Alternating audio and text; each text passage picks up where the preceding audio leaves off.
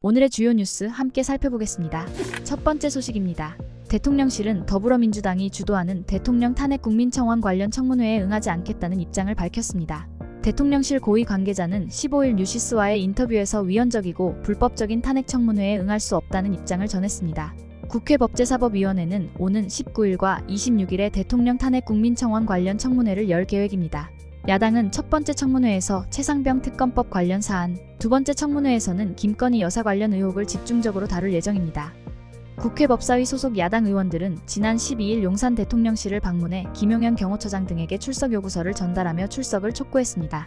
여당은 탄핵 사유가 대통령 탄핵 요건에 부합하지 않으며 청문회 일정이 원천 무효라는 입장을 고수하고 있습니다. 국민의힘 법사위원들은 국민대표권 및 안건 심의 표결권이 침해됐다며 헌법재판소에 권한쟁의 심판을 청구한 상태입니다. 이로 인해 오는 19일 청문회에 여당 법사위원들과 대통령실 관계자들이 출석할 가능성은 낮아 보입니다. 다음 뉴스입니다. 일본 정부가 라인야후의 지분관계 재검토 요구를 사실상 철회했습니다. 이에 따라 네이버는 단기적으로 지분 매각을 고려하지 않는다는 입장을 강조했습니다. 15일 IT 업계에 따르면 일본 총무성 고위 관계자는 라인야후가 제출한 행정지도 관련 보고서 내용을 검토한 결과 지분관계 재검토가 단기적으로 어려움이 따른다고 명시했습니다. 이는 현 상태를 유지해도 괜찮다는 뜻으로 해석됩니다. 앞서 일본 총무성은 개인정보 유출 사고를 낸 라인야후에 대해 행정지도를 내리며 네이버의 자본관계 재검토를 요구한 바 있습니다. 라인야후의 최대 주주인 A홀딩스는 네이버와 소프트뱅크가 각각 50%씩 나눠 가진 구조로 되어 있으며 이는 네이버의 경영권 포기를 압박한 것으로 해석됐습니다. 한국 정부의 유감 표명 이후 일본 정부는 라인야후 사태가 한일 외교 문제로 비화되는 것에 대한 부담을 느껴 입장을 변경한 것으로 보입니다. 또한 라인야후 사태가 민간 기업의 지분을 일본 정부가 탈취한 제2의 르노니산 사태가 될 수 있다는 부정적인 여론도 영향을 미쳤습니다. 네이버는 소프트뱅크와의 지분 협상에서 우위를 점하게 될 전망입니다. 네이버는 지분을 매각하더라도 동남아 사업권 등 알짜 지분을 요구할 수 있습니다. 동남아 시장을 가지는 것이 사업적으로 더 좋은 선택지가 될 수 있습니다. 라인야후가 제출한 보고서에서 네이버와 일본 라인의 기술적 위탁 관계는 2026년 중으로 모두 마무리되지만 일부 해외 사업은 협력을 지속하기로 했습니다. 현재 라인야후의 시가총액은 약 3조 1382억엔으로 네이버의 지분 가치는 10조 원 수준입니다. 다음 뉴스입니다. 의과대학 증원을 둘러싼 의정 갈등이 5개월째 이어지고 있습니다. 정부가 제시한 전공의 사직서 처리 마감 시한이 지났지만 전공의들은 여전히 복귀하지 않고 있습니다.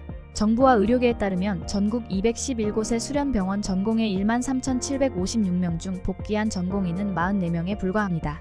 주요 수련병원들은 대부분 응답이 없었으며 빅5 병원 중 삼성서울병원은 전공의 520명 중 7명이, 고려대한 안병원은 580명 중 1명이 복귀했습니다. 전공의 1만여 명의 사직이 예상되는 가운데 무응답 전공의들의 사직서를 일괄 처리할지를 두고 논란이 지속되고 있습니다. 병원들은 응답이 없으면 복귀 의사가 없는 것으로 간주하겠다고 알렸으나 내부 반발로 인해 사직서 일괄 처리가 쉽지 않은 상황입니다. 여러 지역의 수련병원들도 전공의들의 사직서를 유보하기로 결정했습니다.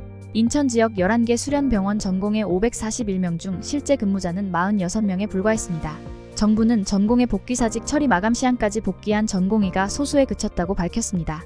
복지부에 따르면 전체 211곳 수련병원 전공의 출근율은 8.4%에 불과합니다. 정부는 하반기 전공의 모집 일정을 차질 없이 진행할 방침입니다. 전공의 사직이 이루어지는 가운데 전문의 중에서도 1,500명에 달하는 인원이 사직서를 제출한 것으로 나타났습니다. 국민의힘 한지아 의원은 복지부가 필수의료 분야 전문의 사직 비율과 사직 사유를 파악하지 못하고 있다고 지적했습니다. 한 의원은 필수의료 분야 전문의 사직이 더 많아질 수 있다고 경고했습니다. 다음 뉴스입니다.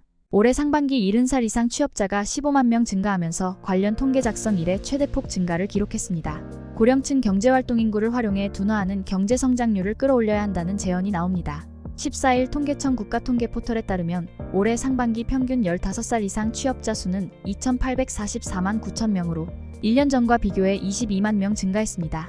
일자리 증가세는 주로 고령층이 주도했습니다. 60살 이상 취업자는 지난해 상반기보다 28만 2천 명, 70살 이상 취업자는 15만 명 급증하여 2018년 이래 가장 큰 증가폭을 기록했습니다. 반면 청년층 취업자는 11만 5천 명, 40대 취업자는 8만 2천 명 감소했습니다. 30대와 50대 취업자는 각각 9만 1,000명, 4만 3천 명 증가했으나 고령층 증가폭에는 미치지 못했습니다. 전체 취업자 증가폭은 2022년 94만 1,000명에서 2023년 37만 2천 명, 올해 22만 명으로 감소하고 있습니다. 그러나 70살 이상 취업자 증가폭은 계속해서 커지고 있습니다. 문제는 고령층이 주로 저숙련, 저임금의 일자리를 얻고 있다는 점입니다. 한국개발연구원은 중장년층이 퇴직 후 저숙련, 저임금 일자리에 종사하고 있다고 밝혔습니다. 한국은행도 베이비부머 세대의 은퇴가 경제 성장률을 약 0.4%포인트까지 끌어내릴 수 있다고 분석했습니다. 고령층 노동력을 경제 성장의 엔진으로 삼아야 한다는 제언도 있습니다. 경제협력개발기구는 노동 수명을 연장하고 노인 고용을 늘리면 국내 총생산이 크게 향상될 것이라고 밝혔습니다. 이를 위해 연령과 무관한 탄력적 임금체계 도입, 명예퇴직 제한, 정년 연장 등을 해법으로 제시했습니다. 정부도 대책 마련에 나섰습니다. 정부는 법정 정년 연장 등을 포함해 올해 하반기에 계속 고용 로드맵과 중장년 전직 및 재취업 활성화 방안을 발표할 계획입니다. 다음 뉴스입니다. 웨딩업 관련 민원이 급증하면서 결혼 준비 과정의 불편과 부당함이 부각되고 있습니다. 올해 1월에서 3월 사이 국민권익위원회에 접수된 웨딩업 민원이 전년 동기 대비 약 32% 증가했습니다. 웨딩플레이션이라는 신조어가 등장할 만큼 결혼 준비 비용이 상승하면서 청년층의 부담이 커지고 있습니다. 최근 3년간 국민권익위원회에 접수된 웨딩업 민원은 총 1,010건입니다. 주요 민원은 예식장업, 결혼준비 대행업, 촬영업, 드레스 예복 한복업 등에서 발생했으며 예식장 이용과 결혼준비 대행 관련 계약 민원이 절반 이상을 차지했습니다.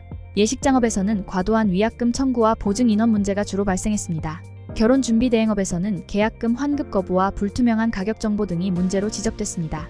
촬영업에서는 결과물 미제공과 추가금 고지 미흡 등이, 드레스 예복 한복업에서는 청약 철회권 제한과 현금 결제 요구 등이 주요 민원이었습니다.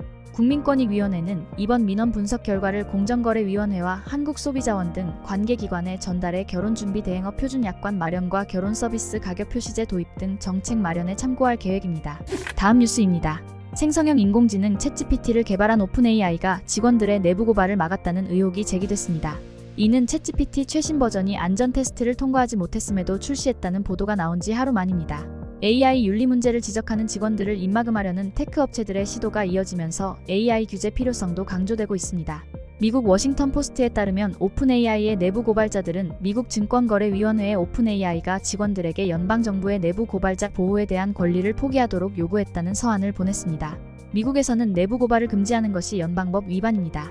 한 내부 고발자는 AI 기업이 감시를 피하려 한다면 안전한 기술 개발이 어려울 것이라고 말했습니다.